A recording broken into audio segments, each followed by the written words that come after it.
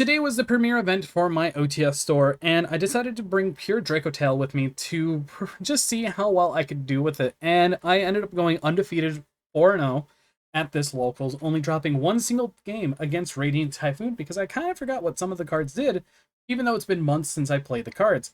So let's get into this deck list and let's talk about it. Now, this was close to the list that I played for the regional back earlier this month at Lansing that I ended up just going home because I was getting super tired.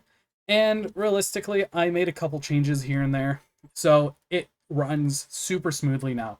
So let's get into it and let's talk about it. So the basic necessities for the deck, we have 3 Dracotail 5 mana. She is your primary way to fusion summon using her effect by discarding her during the main phase to fuse into any dragon or spellcaster fusion monster. And if she's used as a fusion material, you could set any Dracotail spell or trap from your deck. And you want to see her as much as possible, because just top decking her if you have another monster and a Dracotail on the field, or just whatever monster, is really good. Now, if it's any Dracotail, perfect, like a Lucaeus, and it can also help you get around certain tricky situations if they have a card that wants to respond to what you need to activate. And overall, she really overperformed, and I definitely appreciate that this card is as good as she is. Then we have the triple Lucaeus. This is another staple. I see a lot of players running it at 2 or even just to 3. Just depends on what version you run, as on normal summon, it can add any of your Dracotail monsters from the deck to the hand, which you're probably going to get a Fey Mana or another piece that you need. And he shares the same effect that if he's used as a fusion material, you could set a Dracotail spell or trap from your deck. Now, since it was a premiere event, we had the new cards legal, and I did play the one Dracotail. It is Phylux or Frylux. I'm not too certain on the pronunciation, even though I said it earlier in a short. This is a very good card because on normal or special summon, you can target a Dracotail in your graveyard to special summon it, then return one monster you control to the hand, and if it's used as a fusion material, you can just set a Dracotail spell or trap from the deck. So a lot of times you're going to be using its effect to summon out a Lucaeus to bounce itself back to the hand, or summon out a Fey Mana to add her back to the hand. And if you summon back the Lucaeus, you get to get a search, so that's really good. And now for the dragon side of things, we're running 2-pan because monster destruction is, well, relatively good this format, and it's really nice to have. And if a fusion monster you control is destroyed by opponent's card effect, you can put this to the bottom, and well, it really barely comes up. That's the thing, which is very interesting. You place it to the bottom of the deck, and if you do, special summon a non-fusion Dracotail from your graveyard. So you're going to be summoning out a Lucaeus. You can summon out the brand new monster, which is relatively really good. So there is that. And we also have the one Ugla, which is a monster destruction on a set of a Dracotail spell or trap, and you can put it to the bottom, put a Dracotail spellcaster from your grave to your hand, which is really good. And to end off the Dracotail monsters, we have the 3 Malulu, a quick effect fusion for your Dracotail fusion monsters, and if it's used for a fusion material, you can set a card from the deck to the field that's a Dracotail spell or trap to negate a monster on the field permanently. So overall, I'm running a total of, 13 Dracotail total names, and that's relatively quite high for a Dracotail deck. After that, let's get to the non-Dracotail cards. I was running 3 King of the Swamp because, well, fusion substitutions are really good, and I don't own a playset of Blazing Cartesia, and I'm just waiting for October for that. So this is a great way to get polymerization, which I'm just going to talk about now. It's just another fusion spell that is not a Dracotail name, just to have, and honestly, it's really good. And honestly, just having these is really powerful. Then for the hand traps, there is quite a bit of them. Nibiru the Primal Being overperformed today and yesterday, as a lot of players do tend to overextend as they don't think that the opponent has Nibiru, but maining Nibiru in Dracotail is really great because you can discard it or off your fusion summons, so you can just add it back, because there are points where you just Nibiru your board and you still gain advantage with whatever else you have in your hand. After that, we have three of the best card in the game, being Molcharmi Fuelos. This is a really powerful card. Everyone should know what it does. If an opponent special summons from the extra deck or the deck, you get to draw one. So overall, that's really good. We still have the three Ash Blossom Joy Spring because being able to Ash something and then Arthalion it back to the hand for the next turn is really broken. We have the three Effect Veiler, which is really powerful. I used to think that this card was not going to be good in this format, but this card is absolutely insane. And it shows because, well, you get to discard it, target a monster your opponent controls during the main phase, negate its effects, so it can hinder a Yummy player if they want to summon out a Snatchy. And overall, it's a really powerful card. And finally, we have the one Bestial Magnemite because it searches out all your dragon monsters. And it's a good piece of interruption against something like Yummy to get the Snatchy out of the graveyard from being summoned back to the field. Now, after that, let's get to the spells and traps. We have three Ketu Dracotail, a very good card because it's a reinforcement of the army for your Dracotail names. And if your opponent controls a monster, you can fusion summon. So really, really powerful. After that, we have the three Rahu Dracotail, which is just a branded fusion for the deck. And it's really good. And I'm also running the one Call by the Grave, because Call by the Grave is still a really good card, even though it's at 1. Now, for the trap cards, we have one Dracotail Flame, along with a Dracotail Horn, because Flame is a spell negate that negates it till the end of the turn, and you can place a Dracotail card from the graveyard to the bottom of the deck to draw 1. Horn is a compulsory evacuation device to target a face-up attack position monster to put it back to the hand, and then draw 1 by placing a Dracotail card to the bottom. And I was also running the one Sting. Now, my locals is infested with Yummy on certain days.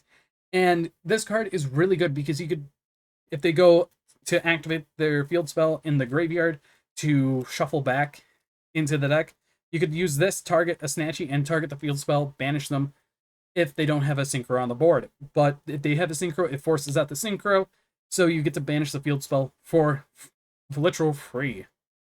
And even though that they still get to put it back, they still lose that on a field spell, so they have to waste their other field spell to get somewhere. And now let's get to the extra deck. So, of course, we're running the 3 Arthalion. This is one of the best cards in the deck, because any amount of monsters used from the hand, you get to target that many on the field or in the graveyard to return them to the hand, which is why running a high hand trap count is really good. And realistically, I've summoned this card way more now than I was before because of how prominent it is. After that, we have the 2 Dracotail Goulamel. This is a very good card. It's like Thunder Dragon Titan, as when you activate a Dracotail card, chain directly to it to destroy a card on the field.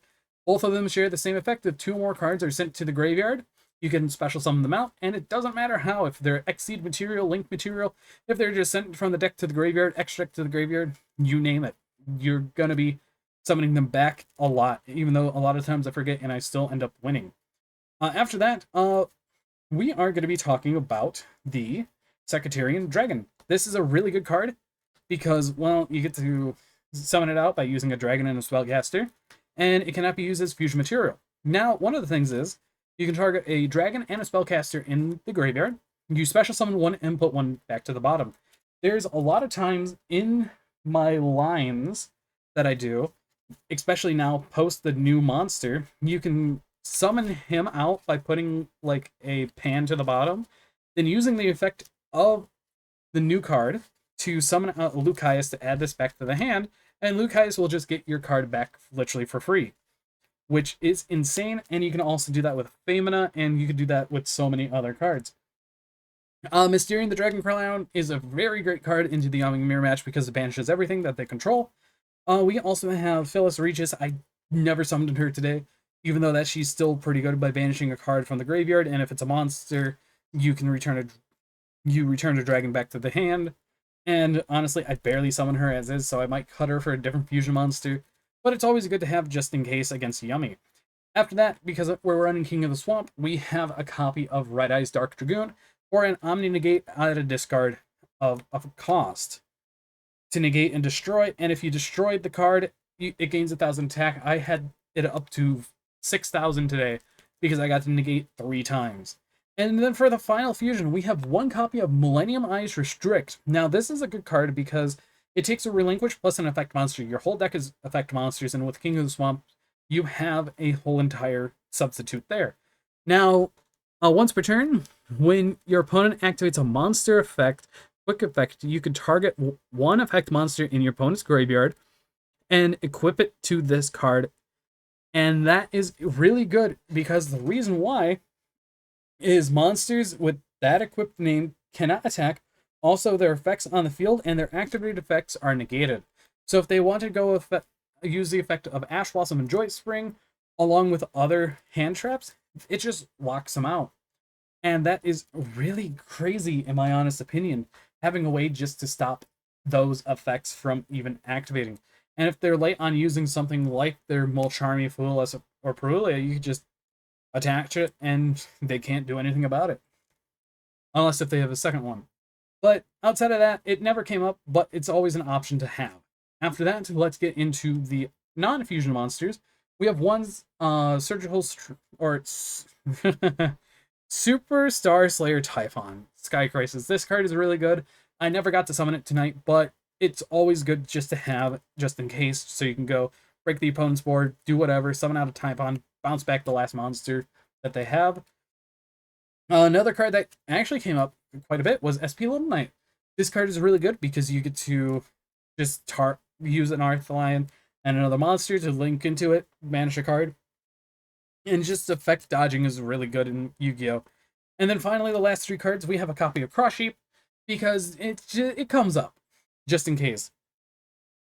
Like, if you link and summon into the Cross Sheep when you have a Ghoulmel or Arthlion in the graveyard, you can use their effects, summon it to the link zone, summon out a level 4 or lower. It's pretty good. After that, we have the one Heretic Seal, because Seal's pass with the 3 traps is absolutely scary, because you have a Compulse, a Spell Negate, and a double DD Crow. With this, that can go into a Malulu, and just being able to fusion summon into an Arthlion on your opponent's turn is really, really good. Finally, for the last card, is Spirit with Eyes of Blue. It converts the Lucaeus into a dragon, so you can go the Arthlion and the Spirit into a copy of Seals. So that's the extra deck as a whole. And now let's get into the main portion of the sideboard. As you can already see, it was spoiled.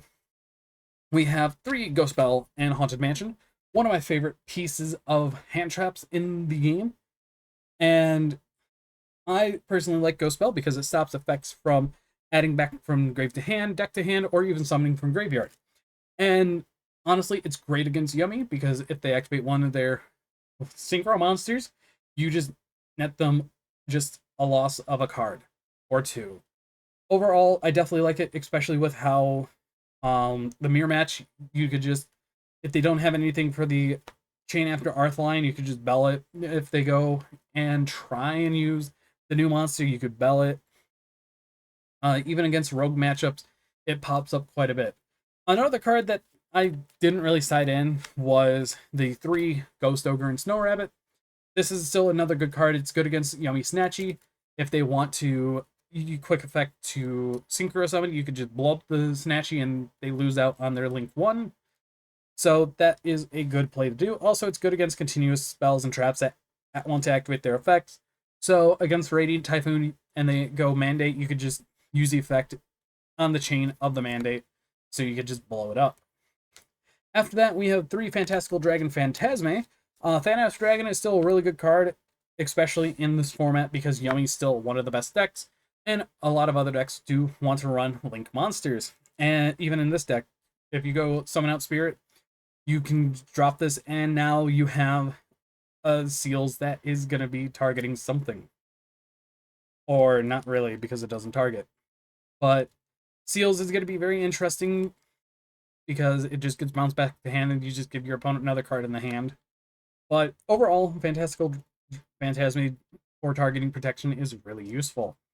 3 and draw Blackbird because Mitsurugi is still a deck.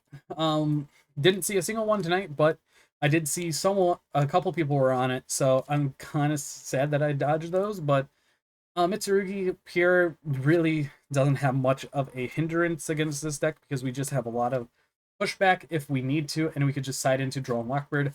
So there's that. And finally, for the final card, we have 3 Moltrami Perulia, which honestly I barely went into, but it is sometimes what it is. Now, how do I rate Dracotail as a whole? This deck's a lot of fun. Dracotail is just a deck that is really recursive on its resources, and it could definitely do a lot of damage if the opponent doesn't get through all the interruption that the deck has. But in my honest opinion, Dracotail, currently post Doom of Dimensions, might be one of the, if not the best deck of the format, next to Yummy, because of how much pushback that this deck can do and how much interruption this deck can actually have. But I'm really happy that I managed to win the event, and for winning the event, I got the cool playmat of the cover card and a copy of Jupiter.